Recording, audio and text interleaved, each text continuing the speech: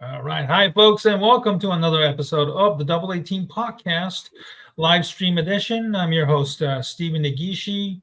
With me again, always, tonight is my co host from the Awful Announcing Sports Media blog, the online contributor and associate editor, Ken Fang, is joining me once again. Hi, Ken. How are you tonight?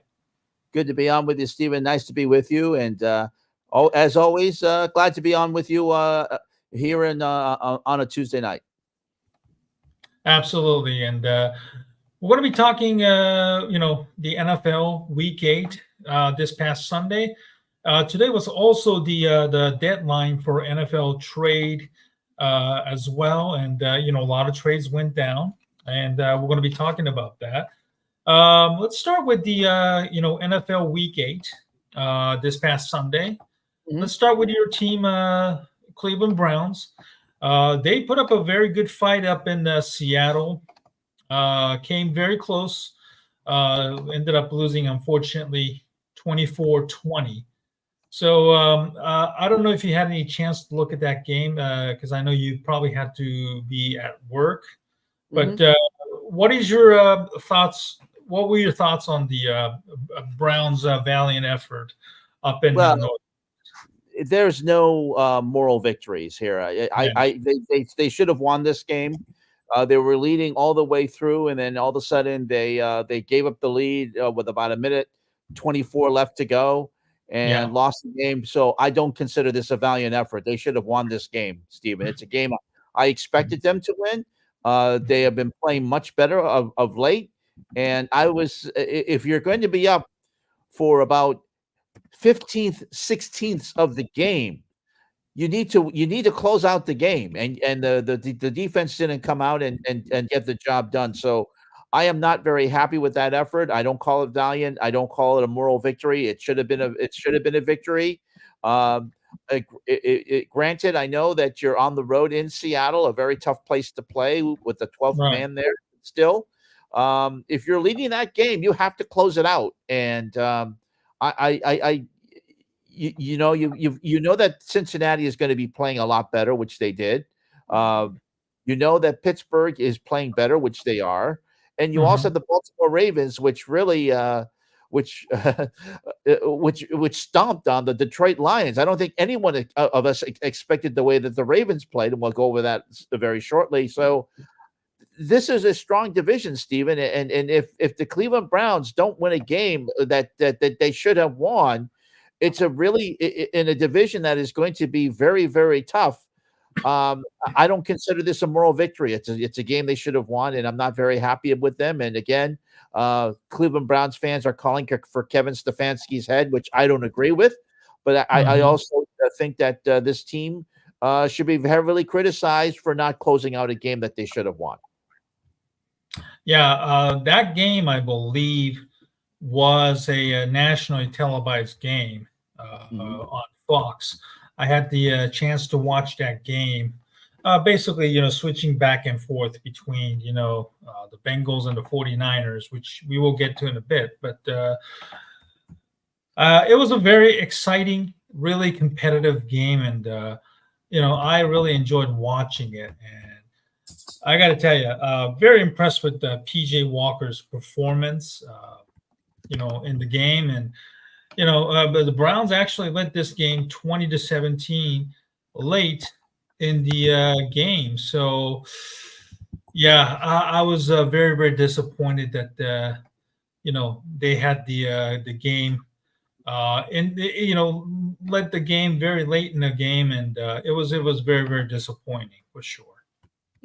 Yeah, and let's just put it this way: if you're going to go into a, like I said, you're leading the game and you have a chance to close that out. You're leading for most of the time. Seattle's only lead in that game was at the end of the game. You've got to close that out. I mean, I know that it's on the road, but and it's a younger team, granted, and you haven't again. Deshaun Watson wasn't playing again, but still, this team, I know there's some learning curves and I know that's growing pains, but still, you need to close that game out. And when other teams in your division are winning, you got to keep pace with them, especially with the way that division the AFC North is constituted right now, and the way that Cincinnati won against San Francisco, which is they're last, but they're not a true last place team as we saw against San Francisco. So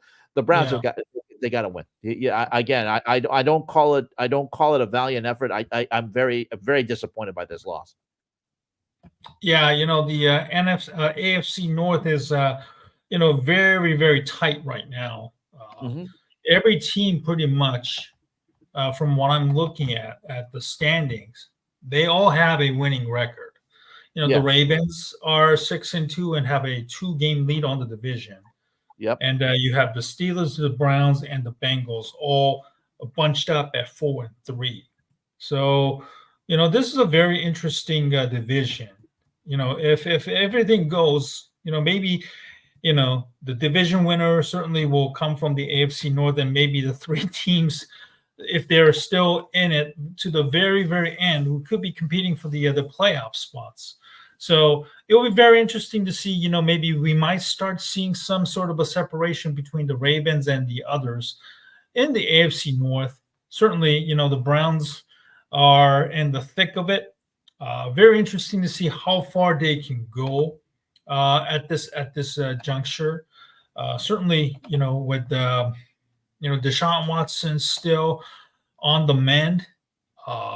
It's going to be very, very interesting. At least it looks to be like this Sunday you have a very winnable game against the Arizona Cardinals at this juncture. Hopefully, the weather looks to be maybe pretty bad.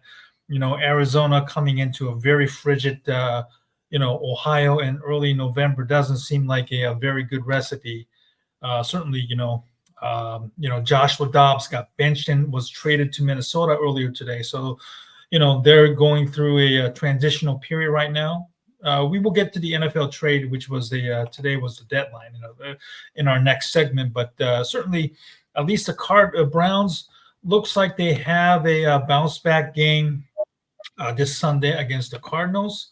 So hopefully, the Browns will be able to bounce back after a very good effort against the Seattle Seahawks up in the Northwest. But Ken, there have been some, rumblings about maybe PFF probably posted an article this week about whether Deshaun Watson trade is already considered a bust in the level of Herschel Walker trade back in 1989. Do you agree with that sentiment, or do you think that maybe that's just a bit, exaggerated? No, I have been very disappointed with Deshaun Watson. I mean, granted, of course, the trade happened last year.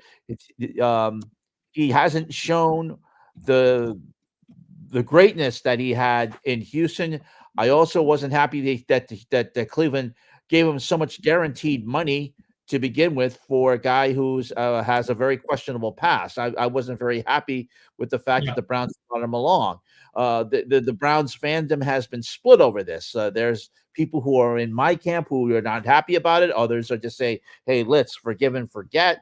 He's here. He'll support him." So I am not very happy with his play.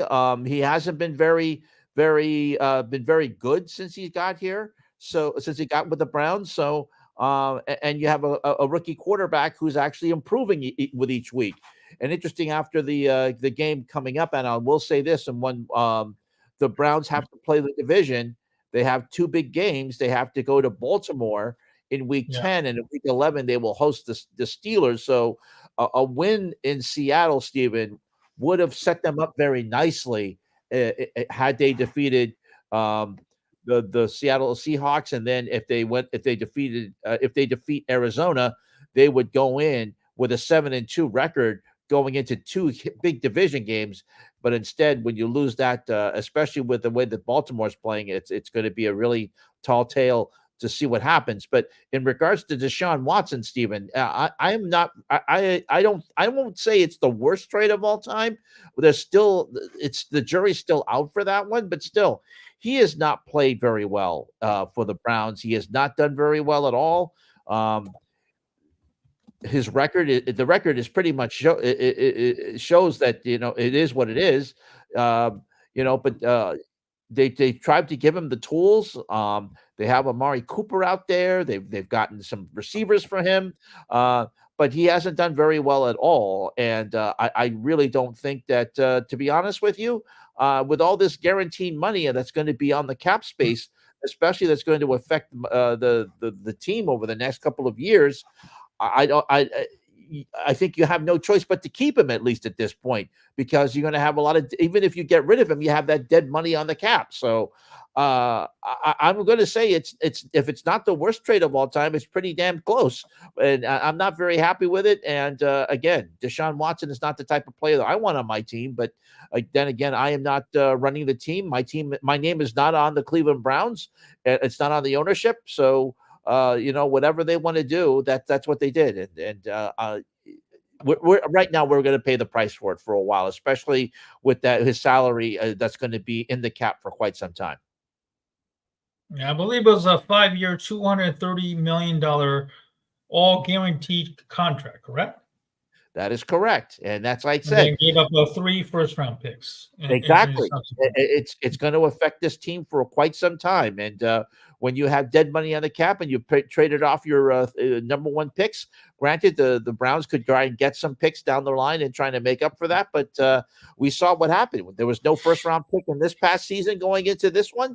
I don't think there'll be another first-round pick going into next year either, Steven. So it's going to be really tough for this Browns team to recover from that, especially if Deshaun Watson doesn't come back and try and at least show a shadow of himself that he was down in Houston. Absolutely. All right. Well, let's transition into discussing my Chicago Bears, which unfortunately had the dubious distinction of playing on a Sunday Night Football against the equally underachieving Los Angeles Chargers in Tinseltown. And the week before, Tyson Bagent had a very good game against the Las Vegas Raiders. I keep calling them still to that naming, but it's a nice story. There's no question about that. You have a undrafted rookie free agent from Division II, Shepherd, it was somewhere in West Virginia. And his father is a 28-time arm wrestling champion. And and it's unfortunately that's the only story that's worth mentioning when you're 2-5 and literally just really have nothing to play for at this point. And by God, they just the NBC crew, Mike Tirico and Chris Collinsworth ran that story and was just basically drooling all over. And I know your website, took note of, some of the comments being made by Chris Collinsworth on that one. So, hopefully maybe we can play a little bit of the clip. But unfortunately, Bagent somewhat, he played within the limitations and, against the Raiders and, backup Brian Hoyer. Certainly the Bears, at home put up a very valiant effort. They run the ball extremely well behind, led by Dante Foreman, who was basically inactive for the first 4 weeks of the season. And then he really ran and then caught the ball very well as well. The defense did some very nice things. Thankfully, it was Brian Hoyer, but I would have assumed that based on Jimmy Garoppolo's recent performance, I think the Bears still would have had a better, even better chance of winning that game as well, even if it was Jimmy Garoppolo at quarterback. So, they didn't really ask him much to do. Thankfully, he was probably passed for 160 some yards against the Raiders. So, with Justin Fields still mending from that broken thumb on his throwing arm, it was a very interesting sequel, and I think It's a fascinating story, an underdog story that a lot of Americans would love.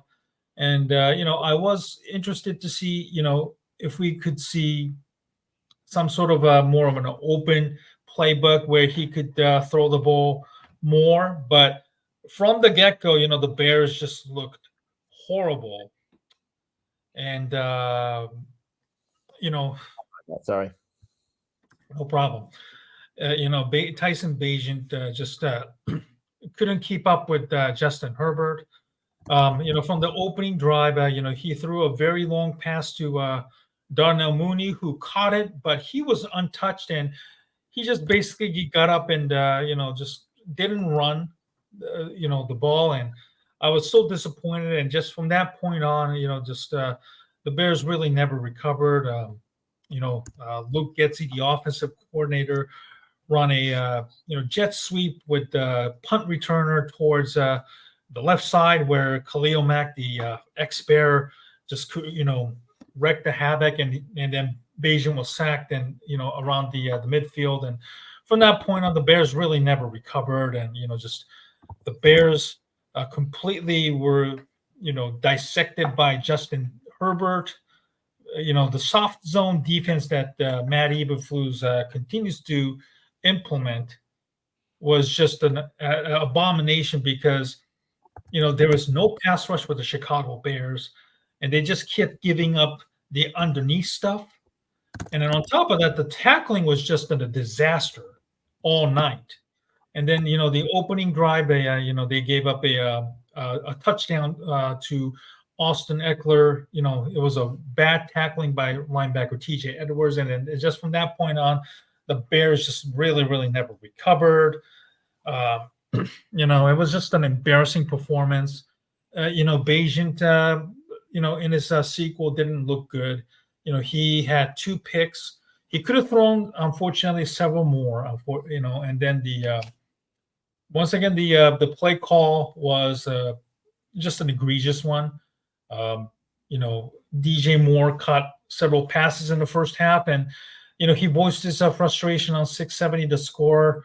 In the morning, the day after the game, that he was only targeted once in the second half, which is just inexcusable play calling and execution / game plan by the offense and the offensive coordinator Luke Getsy. And Matt Eberflus, as always, at halftime and post game, he continues to talk about the lack of execution and on the field, which basically he's laying the blame on his own players.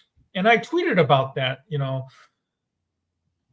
If you're going to continue to lay blame on the execution, you're the head coach. You're responsible for making sure that the players are fundamentally sound in those areas. You have this hits principle that you keep preaching, like a junior varsity coach, coaching an 8th or 9th grade footballers, which is embarrassing, because the Sunday night's performance just basically proved that everything is wrong with this football team, offensively and defensively. There's really no consistency. During his entire tenure, Matt Eberflus, the week after they win, and by the way, they've only won 5 games, and 5-20 after they dropped to the Chargers. Right now, the Bears ended up losing, and they lose by 2 touchdowns. There is no nothing to build upon. There's lack of consistency that we are still seeing from this football team, and it's just becoming a mess. And then we still have 9 weeks left on the schedule at 2-6, literally. That we're just basically sitting here with and then the narrative that the national media, NBC, like I said, Mike Tirico and Chris Collinsworth were basically drooling and fawning over Bagent all night was literally embarrassing. And I remember at one point, Collinsworth was saying something that Justin Fields could learn something from Tyson Bagent, and I'm like, what the heck is that? Now, Mike Tirico went on ESPN 1000 earlier last week on Waddle and Sylvie and said that will be the focal point of Sunday's broadcast, and certainly that did not sit well with a lot of the media members, the way they were pushing that narrative. Your website, Awful Announcing, certainly point that out as well. It also did not receive well by Chicago media. I'm going to play a clip of 670 The Score's Dan Bernstein going berserk over the broadcast. Here we go. I'm just sick of the big picture of what's going on here. I'm sick about it. If you don't want to coach Justin Fields, if that's too much for you, if you can't handle him, then you suck as a coach and bring in some other people to do it. That's your damn problem. This guy called out the coaches earlier in the year, and he said, look, I'm overloaded with stuff. I've got too much on my plate here. I want to get out there and play the kind of game I'm capable of playing. And what is it? He said coaching. And then they made him apologize for it. They made him apologize for finally publicly saying, screw it. These coaches are messing with me. They're trying to ask me to do stuff I'm not comfortable doing. And he said it. And now it's like, well, they just ignore the fact that he's hurt. And the moment they get their chance, the moment they get to national TV, then they start that little backstabbing whisper campaign. It sucks. It sucks. If you don't want to coach him, get out. And Kevin Warren and Ryan Poles, or whatever it is, don't make this mistake again. Whoever the next guy is, there's Justin. I feel terrible. I'm not sure that Poles is innocent in this. I'm not sure he is either. But this is dirty pool. That's ugly. exactly what it is. It's ugly. It's ugly. The overtones are ugly. The ass covering is ugly. And that's why a lot of it pissed me off. Because you don't have to be the most perceptive person around on this team to understand what's going on here. No, you don't. That's what I'm saying. Like, people who are genuinely, like, from my mentions last night, people who are genuinely like, wow, this is a cool story with Tyson Bagent, and I hope he does well. By the end of the night, we're like, what the hell was that? Right. Like, why does the other guy have to get grief? It's one thing if he walked away with a 300-yard, 3-touchdown. Like, if he would have had Will Levis's line in last night's game, for example, that'd be one thing. It's a quarterback that threw 2 interceptions and could have thrown 5. Okay. So what basically, well, there you go. Yep. And I'll just say quickly here, Stephen, you're more in tune with Chicago media than I am, and what's going on there. But I'll be honest with you, it wasn't a good look for. I didn't see much of the game because I was focusing on the World Series. I did have it on in the background on my iPad as well. But I will say that, what Collinsworth, I think that's what the producers wanted, and they wanted to be able to showcase what Bagent was doing, and that's what the producers decided to do.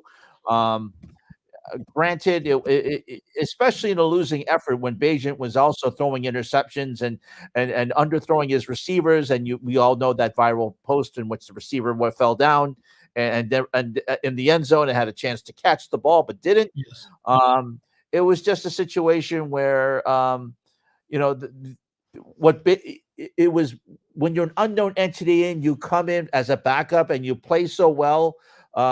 You're a great story, but then what happens the following week is that the players come back and the defense, they study tape on you and they're looking at some of your tendencies, and that's exactly what the Raiders did. They were able to combat Bagent and also manage to find his tendencies and make him look like a regular person and look like a Division II quarterback out there. So I will say that yes.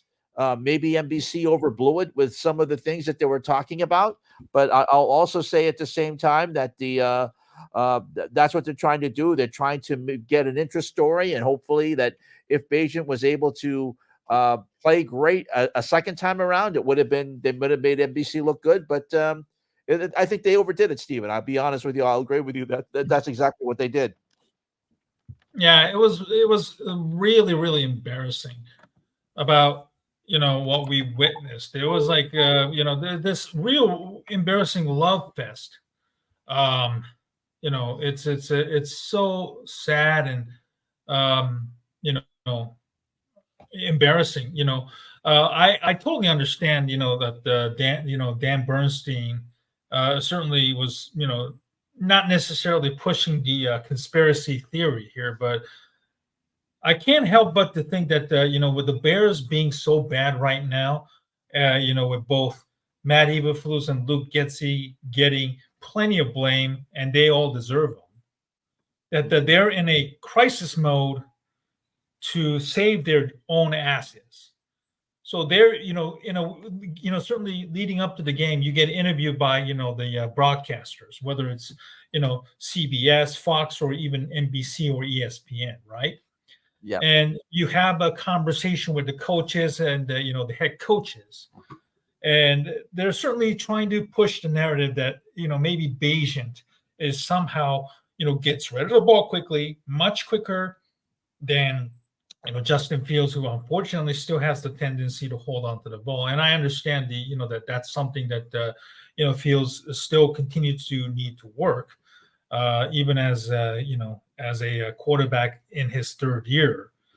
But I understand Dan Bernstein's anger. The problem with the Bears is that they don't utilize the skills that really fit the strength of Justin Fields. And then this is pretty much applicable for every football coach, both in college and the NFL. Those who fail doesn't understand the strength of their football team and doesn't understand the personnel. They want to push their own system, scheme, and fail miserably. I've seen that with Matt Nagy, who ended up, unfortunately, got run out of town 4 years because he could only run Andy Reid's offense. And which, by the way, even though he was a sort of a title OC, most of the time it was Andy Reid who was calling the plays. It wasn't until 2017, maybe he got like a 3 or 4 game audition in the Kansas City season that he got some, taste of calling plays. But then he blew a 21-7 lead against the Tennessee Titans in the playoffs that year, and then still somehow ended up getting the job. But unfortunately, Matt Nagy's inexperience as well as his arrogance costed his career. And we're seeing that with Luke Getsy. He just doesn't seem to understand that just because he was coached, or at least a coach under Matt LaFleur, and coached Aaron Rodgers, doesn't mean that the system that they ran can be applicable everywhere else, because not every team has Aaron Rodgers as their starting quarterback. So, the stubbornness has really, really costed this organization, and it really set back Justin Fields. And it's unfortunate that because, the Justin Fields in his third year was supposed to take that massive, push and then become a legitimate quarterback.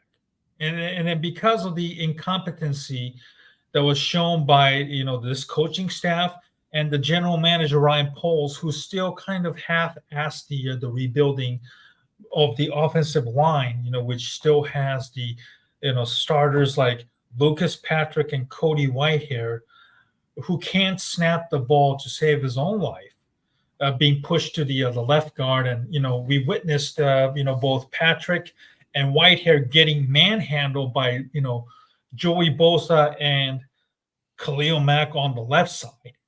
And Patrick committed back-to-back penalties and had a very low 31.8 rating by PFF. Another, failure by, Ryan Poles, with his personnel decisions. So, I wrote on the Bear Goggles, on which still yet to be published, that the sequel, Tyson Bajan's sequel in Tinseltown, turned out to be a little bit of a disappointment. Much like a lot of movies that succeed in the first one and then ended up running a second one. Which turns out to be a dud. Which we've seen a lot of sequels turn, into a dud, and now, Matt Eberflus came on Monday and immediately announced that Tyson Bagent was a starter, which drew some, ire from the angry fans that they're basically trying to make Bagent the starting quarterback and try to save their own asses. Right. But I understand that Fields is thumb is still very very a delicate process of recovering. He still has to be able to grip the ball and throw the ball. And I still wonder, and a lot of people are wondering, why didn't they put him in the IR in the first place? If you're going to miss like 3 games or 4 games, and give them plenty of time to recover, when they were kind of insinuating that he was very close to returning, and then now all of a sudden it just doesn't seem to be that. So Right. anything that comes out of Matt Eberflus's mouth at this point is basically just a total BS, and no one should take him very, very seriously at this point. So,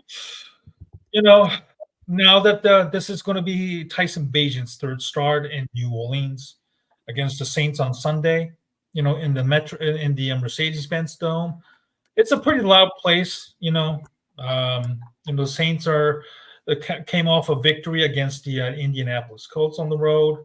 The Bears haven't had much success in that stadium. To be honest. So, Tyson Bagent, better be ready, and he better hope that he has an opportunity for redemption. He will get one against the Saints, but it won't be an easy one. And, again, I don't have a real good feel for this one, being on the road in a noisy place and again against an opponent that the Bears haven't had much success in recent years. So that's my take on the Sunday night's game. Let's kind of look at the other games that really stood out quickly. The Broncos beat the Chiefs 24-9. First time in a long, long time they beat the Chiefs. Since I believe maybe 2015 or something like that, the last time when the Broncos beat the Chiefs, that was when Peyton Manning was still the quarterback, and that was the final year, and it was when Denver Broncos won the Super Bowl that year. And from that point on, you don't know that the Broncos have been basically a nosedive of an organization, unfortunately. But I think it probably more had to do with the Pat Mahomes dealing with the flu or whatever the heck he was dealing. He was not feeling well leading up to that ball game. So, it certainly didn't help that he was struggling. His receivers, kept dropping the ball. There was a fourth down play, when the Chiefs were still basically in the ball game. He threw the ball into the end zone, and I think it just went through Sky Moore's hands, unfortunately, and that was basically the end of it. He was sacked like 8 times, in that ball game, and he took a lot of beating. So, it'll be very, very interesting. The Chiefs basically stood pat at the trade deadline that ended today. They're going to have to ride it out with what they still have, and you just hope that the receivers that they have, the young ones in Sky Moore and Rashee Rice, the rookie, grows up really, really fast at this point. Yeah, and as you mentioned, the Chiefs really they put up a stinker, and teams are going to do that during the season. You're not going to win every game. You're not going to be able to in this day and age. No one goes undefeated. The last undefeated team we had in a regular season was the Patriots back in 2007, and of course they didn't complete everything, of course, by losing to the Giants in the Super Bowl. But it's really tough for a team to go undefeated, and the Chiefs, they've had their they've had their adversity, and this is another one of that. And of course, you can always jokingly say, "Hey, Taylor Swift wasn't there, so they didn't play well." So you could say, but overall, Stephen, I think that like you said, they just didn't play well. Whatever it was, whether it was the condition of Mahomes. Sometimes a team plays like you said on the banner. They just played a stinker, and you just have to write it off. Another team that played a stinker were the Detroit Lions. They went into Baltimore. Everyone was expecting them to play much better.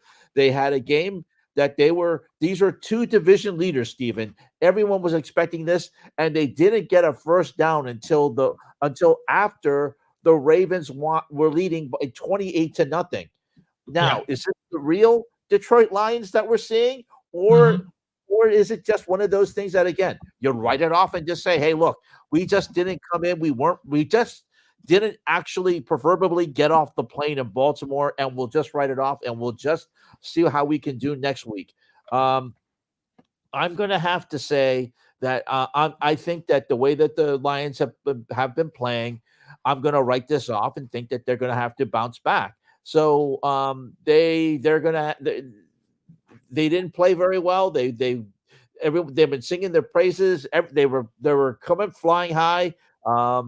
Instead they got defeated and beat like a drum by a very good Baltimore Ravens team, Stephen. So things happen. You expect to play much better than this, but again, you're going to have adversity through a very long season, and now you're coming to the halfway point. We'll see what the Lions are. I don't know who they're playing. Let me see who they're playing coming up this week. Do they have a bye? I believe they don't have a bye. They are playing the Chargers coming up on. They're going to play the Chargers on Sunday, so they're going to have to travel once again. They're going to have to go back and forth to the coast, and they'll take on the AFC West coming up this week, and we'll see if they can play much better to their potential, and hopefully we'll see if there's any lasting effects. Jared Goff didn't play particularly well, but then again, the entire team didn't play very well against Baltimore. So we'll see if they can bounce back against the Chargers at SoFi Stadium this upcoming Sunday, Stephen.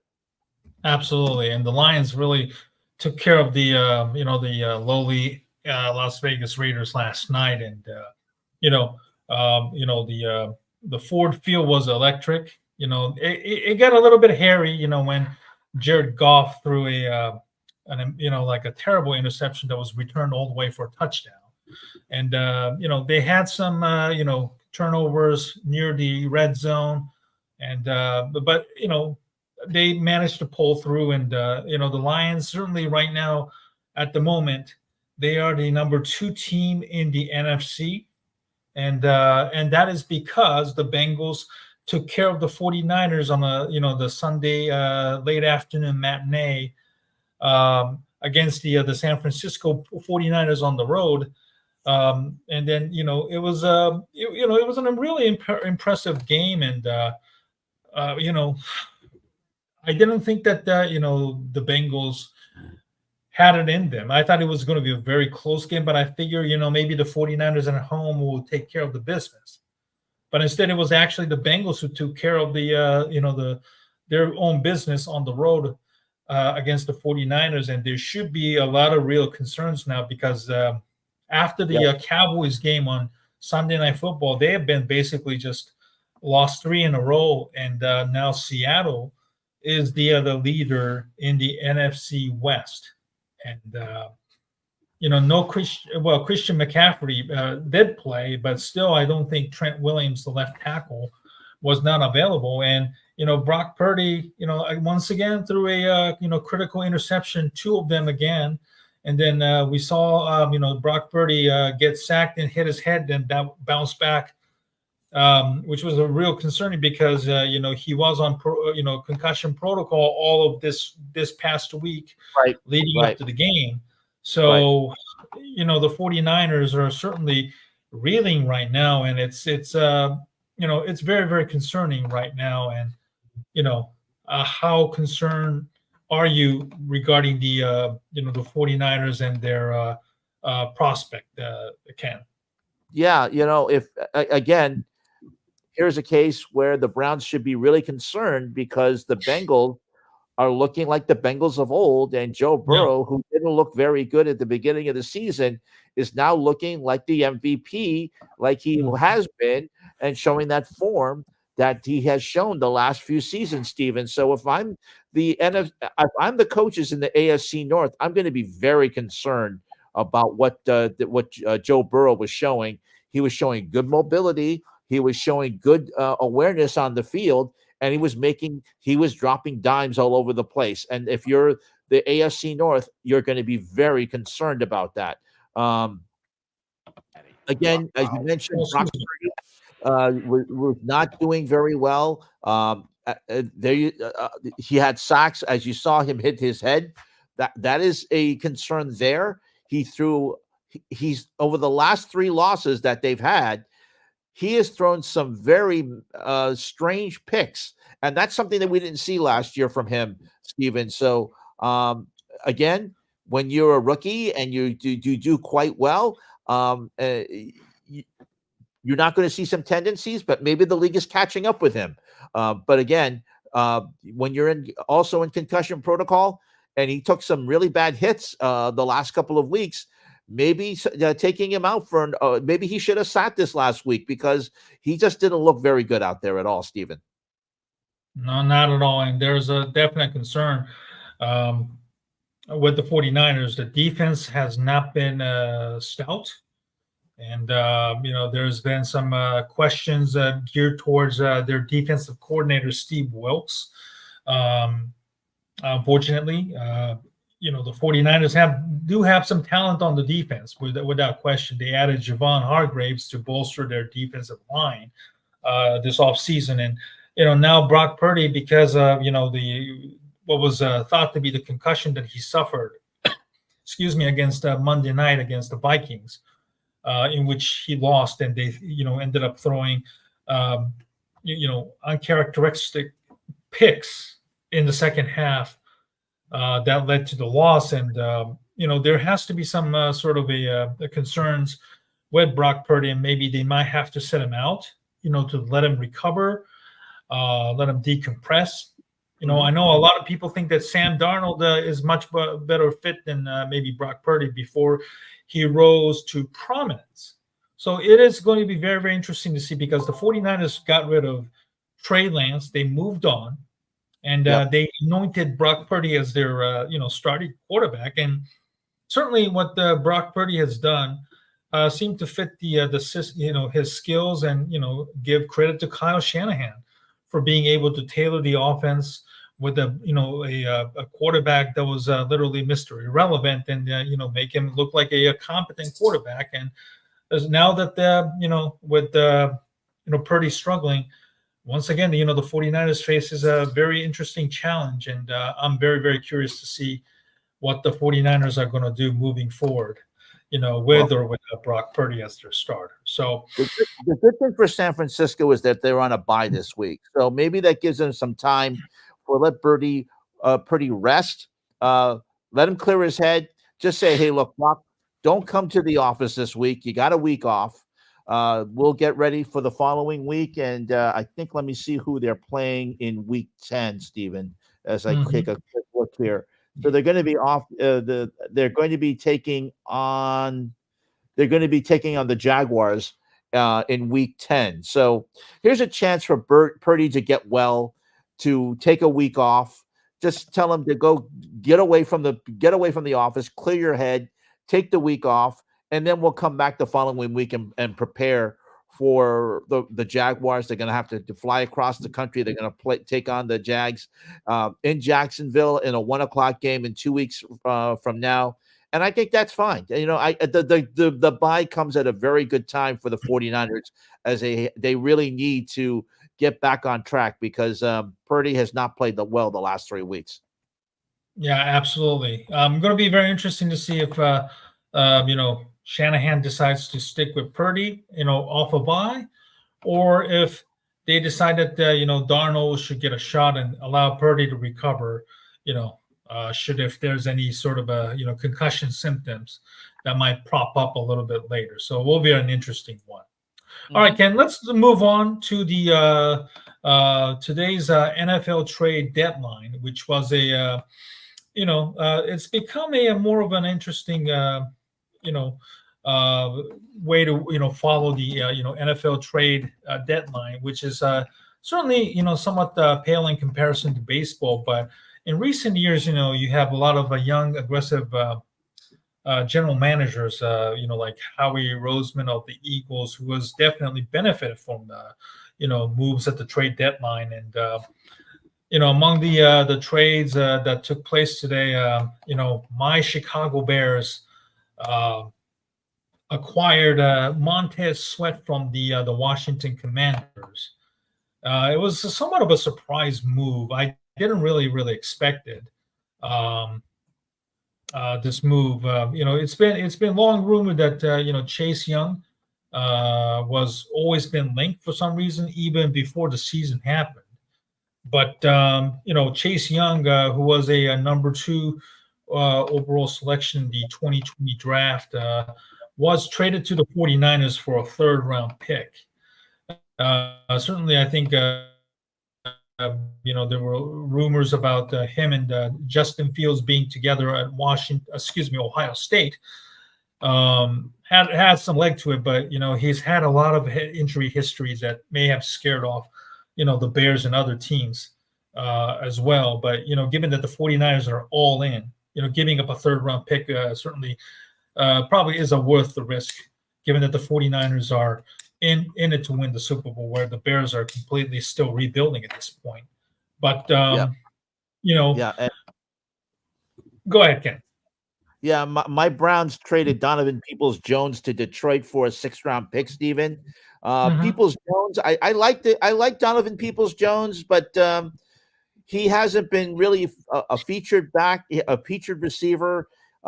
There were high hopes that maybe he could be a 2 or even a 3.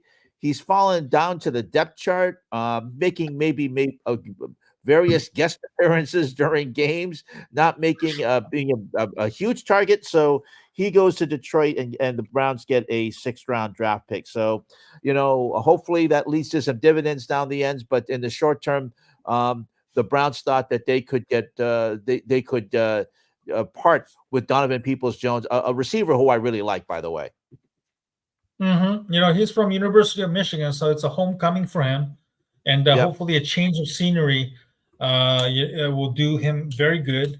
And considering the Lions are, being a very good team right now, and having a more big, tall weapon like Donovan Peoples-Jones, hopefully can help them do well in the red zone, because I know they were struggling yesterday.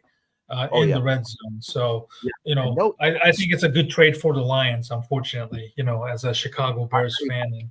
I agree. And also also continuing with the NFC North, after Kirk Cousins got hurt yesterday, hurt Monday, excuse me, the Vikings get Josh Dobbs from the Arizona Cardinals in exchange for a 6th round pick. They also get a 7th round pick in return.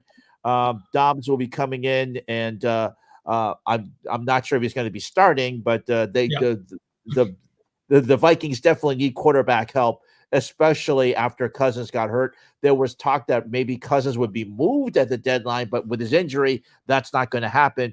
Now the Vikings need quarterback help, and they get Josh Dobbs and a 7th round pick in exchange for a 6th round pick. So we'll see what happens there, Steven. Absolutely. Getting back to the Bears, this is somewhat of a gamble that they got Montez Sweat, because he's a free agent at the end of the season, and to give up a high 2nd round pick for the 2nd consecutive year in a row. Last year they gave up a high 2nd to Pittsburgh Steelers to get enigmatic wide receiver in Chase Claypool, which turned out to be a total disaster, which the Bears thankfully moved on from him. And I'll say this about Ryan Poles. He isn't afraid to swing for the fences. And for the second year in a row, he did it, and then try to identify the problems that the Chicago Bears have, which has been a lack of pass rusher, and address the issue. But given that the Bears are 2-6 right now, I understand that a lot of question marks are being geared towards the Bears and Ryan Poles. Because when you're 2-6, you're not supposed to give up a high draft pick to get somebody. You're basically in a sell-off mode to get more picks, which the Bears did last year. And, certainly doing that again for the second straight year in a row when the team is at a massive, major disappointment doesn't send a good message. And given that, Matt Eberflus is on the hot seat and probably more than likely the very first coach to be fired at any point, and a man who hired him is, Ryan Poles himself. This trade, I believe that, despite all the criticism being geared towards Ryan Poles, is that Poles is safe on the job. And that, the president of football operations, Kevin Warren, which was seen, visibly frustrated during the game on the Sunday night, has his blessings. Otherwise, you aren't supposed to pull off a trade like this when you're on the hot seat, and maybe the team president would say, "Hey, you know what? Don't even think about making any crazy trades like this one." So, at least in my opinion, I think, looks like maybe Ryan Poles is safe, and Matt Eberflus, even with the Montez Sweat acquisition, I don't think a lot of people aren't seeing that Eberflus is guaranteed to be back next year. So at least, with a guy like Montez Sweat, you have a foundation piece, and I hope that, they have some sort of a contract extension that they're working on, or they have a framework already, because it doesn't make sense to give up that high of a draft pick, and then you only rent him for like 8-9 games, and then let him go. And then you also have a conundrum with an outstanding cornerback in Jalen Johnson, which late last night it was reported that the contract talks broke down, and that he was given a green light to seek a trade. We were, at least I was throughout the day, expected that Jalen Johnson would be traded away for maybe a second round or a third round pick. Thankfully, it didn't happen. Obviously, there are hard feelings, especially on the Johnson side, that the contract negotiations didn't worked out, and maybe that the other teams didn't think highly of him enough that maybe he deserves a top 5 money. So I'm very curious to see how Jalen Johnson performs. Certainly, getting a pass rusher like Montez Sweat helps. Hopefully, Jalen Johnson can ball out and get more interceptions. Because one of the biggest knocks about Johnson is that he doesn't create enough turnovers, and that he hasn't been able to stay healthy in his 4 years with the Chicago Bears. So, if Ryan Poles was demanding too much, and that maybe Jalen Johnson, wasn't thought highly by other teams, certainly there's an opportunity for both sides to maybe sit down once again, put their feelings aside, especially Johnson and his agent. And hopefully the Bears can hammer out a decent extension, which I think would send a strong message internally that, they are going to pay and, play players that certainly deserve, even though, there might be some, numbers that the Chicago Bears won't cross, and they will stick to it. And at the same time, I think the fans know that Ryan Poles is going to remain steadfast in helping to build this team from ground up and reward players who certainly deserved it. Because if they had given up on Jalen Johnson and still ended up acquiring Montez Sweat, it really doesn't make sense. You get a pass rusher, but you still create a massive hole on the secondary. With the 9 games to go. So hopefully this is a positive direction. And I hope that the Montez Sweat contract extension get done, quickly, so that at least the Bears can use maybe a franchise tag on Jalen Johnson if they have to, this upcoming off season. So Right. that's And how I see the trade, and hopefully that this trade is going to reinvigorate the Bears defense, and we're going to see a much better pass rush against the opponents moving forward. So yeah. all right. Yeah. And, All right. yeah, I was looking over at NFL.com, Stephen, and they gave the Bears a C- for their trade today because of you're trading away you're trading away Chase Claypool to the Miami Dolphins, and the fact is that they were mentioning that yes, Ryan Poles maybe he has a plan to sign Sweat. We'll have to wait and see on that one, but the Bears get a C- for their trades. They gave the Browns a C for basically trading Donovan Peoples-Jones away for the same round draft pick that they got him for 5 years ago. So we'll have to wait and see how this goes. But the NFL.com did not give the Bears a great grade I for understand. their But and as you were talking about, Sweat comes in as a free agent. They're going to have to sign him. Maybe Poles has a plan to do that. And of course, they got Chase Claypool last year in the trade, and then they basically trade him away again. So, and he goes to Miami, and I'm sure he's very happy to get out of Shawshank to go to Miami, where he has a great quarterback in Tua, who he could be a very good alternate there, and getting over there to a winning team. So I'm sure that Claypool is very happy to be getting out of Chicago, where he wasn't getting much, where he wasn't being showcased a lot. But at least now he gets to go to a team that has a chance to get to the playoff. Yeah, I'm not really high on Chase Claypool, given his attitude and lack Right. of work ethic. So even if he goes to Miami, he's basically like a way behind the depth chart, behind Tyreek Hill, Jalen Waddle, and Right. a slew of others. Anyway, so I'm not worried about that. And I get it. The Montez Sweat trade seems like a desperation attempt. Because Ryan Poles certainly didn't do enough to address the issue when it comes to the pass rush this offseason, maybe also along with ignoring the center position, which is egregious.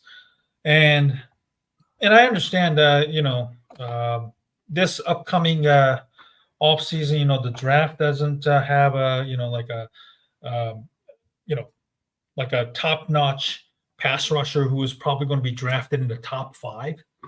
So, at least the Bears get a proven guy in Montez Sweat.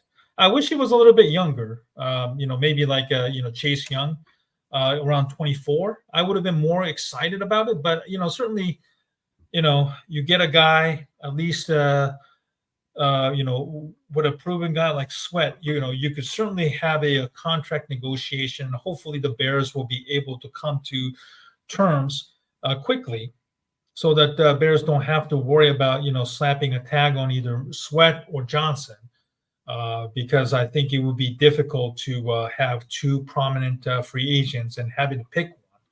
So hopefully the Bears will be able to sign Montez Sweat, and then hopefully that's what the plan is, and that's what the discussion has been ongoing with the Montez Sweat's representatives. So hopefully they will get it done. Otherwise, I think Ryan Poles committed a career suicide for acquiring somebody like Sweat, knowing he's a free agent and they don't have any dialogue already when it comes to contract extension. So we'll see what happens. Yeah, I mean, hopefully there's a plan there for your Bears there. Otherwise, then you got to rent a player that you have for half the season, and if he decides to walk, and if you don't sign him and he walks, you basically traded a high 3rd round draft pick for nothing. So you got a high 2nd round pick, but absolutely nothing. Yes. You have to, Yes. So Mhm. let's see what happens.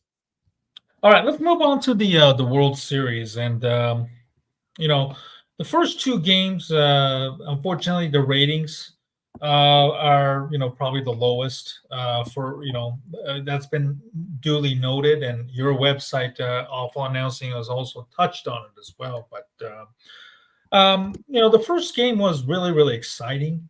Adolis Garcia with the walk-off home run was an exciting. And then, that was also, before that, Corey Seager, who is probably a legitimate MVP in any other year, if not for, Shohei Ohtani this year. So,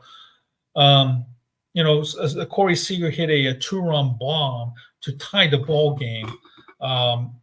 It was a very, very exciting game, and that Adolis Garcia's home run was an exciting finish, and I was kind of surprised that the ratings did not reflect the game itself. What are your thoughts on the ratings and the game, the series overall? Well, Texas and Arizona come in to this World Series, and we talked about it last week. They have no national following, and while Dallas is a big market and Phoenix is a growing market, Major League Baseball would have much preferred either Los Angeles or Philadelphia or maybe Houston coming into this World Series. Last year, they averaged over 12 million viewers. They're not even going to come close to that. The World Series in Game 1 got 9.127 viewers. They got even less than that for Game 2 on Sunday against college football. And on Monday, they got defeated by Monday Night Football, almost getting twice as much viewership combined on ESPN, ABC, and ESPN Deportes. I think the Monday night's game got the Detroit and Vegas got around 15 million viewers total. Again, Game 3 got 8.1 million viewers. And right now, with the Texas Rangers up 10-1, Stephen, as they go into the sixth, as I believe they're in the sixth inning, as I take a look at my television right now, that's not going to help viewership at all. They may drop to maybe below 8 million.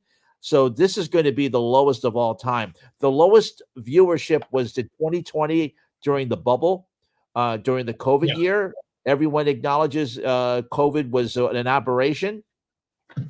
You don't have that aberration this year. It's going to be a terrible rating, and now people are going to be talking about maybe Major League Baseball should go back to Tuesday night to start the games on Tuesday night rather than Friday nights when the viewership is lower. I know they're trying to avoid Sunday Night Football, which they would have, if they this game would have had a much lower viewership if they went against Sunday Night Football, even though the Sunday Night Football game with Chicago and the Chargers was one of the lowest of all time for Sunday Night Football. So I don't know what would have happened. Maybe Sunday night, maybe Major League Baseball could have won that night. Who knows? But I got to tell you that when you have a situation where there is literally no interest with teams that have no buzz, had you had, and of course, the number one athlete for Major League Baseball didn't even get into the playoffs, and that is someone who you and I both love to watch, is Shohei Ohtani. He has the number one uniform sales in Major League Baseball. He doesn't get to the playoffs. That hurts you, and and of course you have Mookie Betts, who is well known for the Los Angeles Dodgers. They don't advance past the first round. The Atlanta Braves, who have a great following in the South, thanks to their years on TBS back in the 1980s and 1990s, they don't get past the first round either, and that really hurt them as well. So Major League Baseball got handcuffed. They're also playing first games of 1 and 2 on a Friday and Saturday night, which are historically low. And while they defeated college football, all the games they were number one in viewership as far as Saturday night was concerned. This isn't helping him. When you have a 10-1 lead in the late in the game, and you're going to have a chance to close this, the Texas Rangers have a chance to close this out on Wednesday, Stephen. Not good at all. And that's unfortunate for Major League Baseball because their playoffs up until this point have been very stellar and great to watch. Yeah, with Adolis Garcia and Max Scherzer officially off the roster, I was thinking this is going to be a turning point of the series because you lose two key members on your team. and yet the Rangers go out there and basically hammering the Arizona Diamondbacks right now, even without those two guys. It's incredible, and certainly if they if the score stands, certainly there's really no reason to watch Game 5.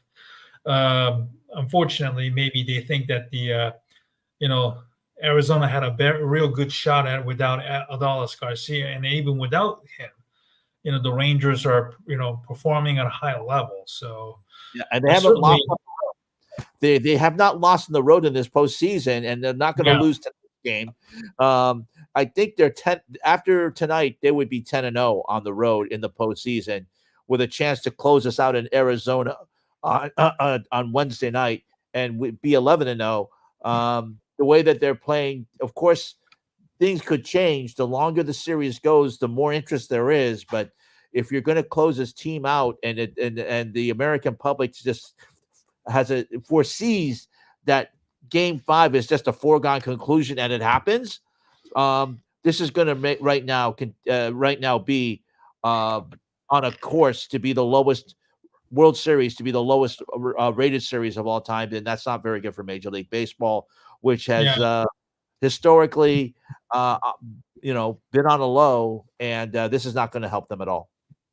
No, not at all. And baseball took a very good step this past year, with the pitch clock and bigger bases and everything. But unfortunately, even with the postseason, they're still having trouble drawing fans. And the ratings unfortunately are reflective of the series. Even though it's been real fun, I enjoy watching these two teams compete. There's no question about it.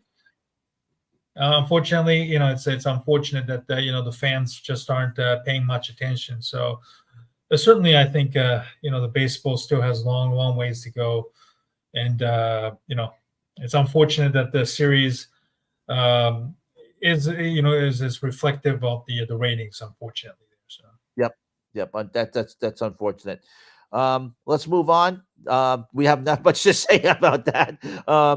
We will do one more thing here. The 2034 FIFA World Cup seems to be headed to Saudi Arabia, with Australia dropping out of the bidding. It seems to be a foregone conclusion that Saudi Arabia will be the host in 2034. That's very unfortunate because, as Stephen and I have mentioned before on this podcast, Saudi Arabia, with their leader at MBS, with the killing of Khashoggi, the Washington Post a journalist back during the Trump administration.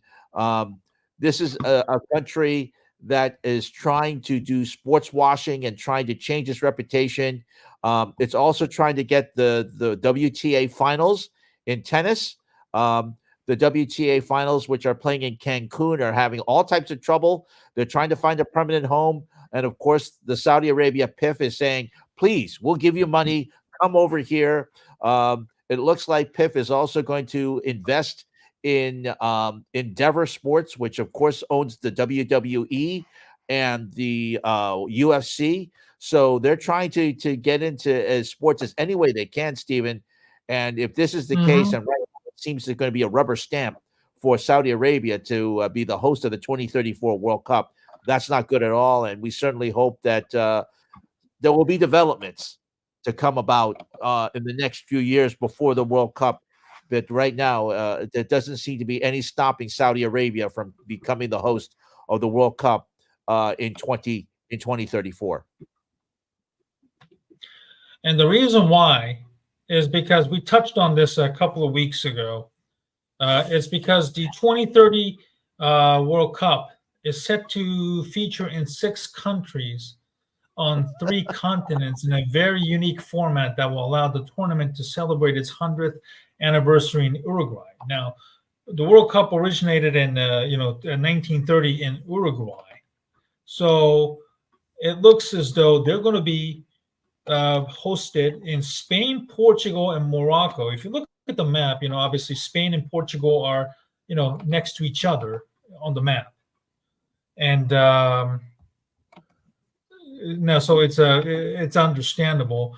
And then there's also an agreement to include staging games in South American countries, Argentina, Paraguay, and Uruguay.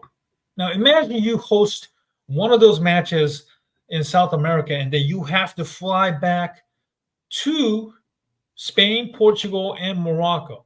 That is a huge burden on countries who are forced to travel.